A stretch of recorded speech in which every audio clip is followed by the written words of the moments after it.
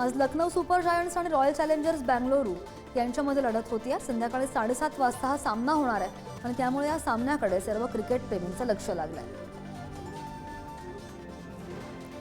सूर्यकुमार यादवने सचिन तेंडुलकरचा एक मोठा विक्रम मोडलाय। मुंबई इंडियन्सकडून खेळताना एकाहून अधिक हंगामात 600 पेक्षाही जास्त धावा करणारा सूर्यकुमार आयपीएलच्या इतिहासामधील पहिला खेळाडू ठरलाय।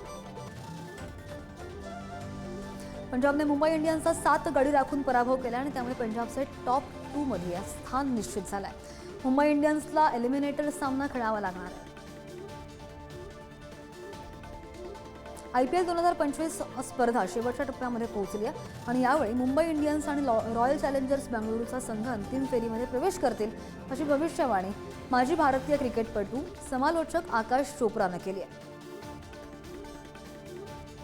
चेन्नई सुपर किंग्सचा कर्णधार MS धोनीनं निवृत्तीचा निर्णय घेतण्यापूर्वी वेळ घेईन असं म्हटलेलं आहे।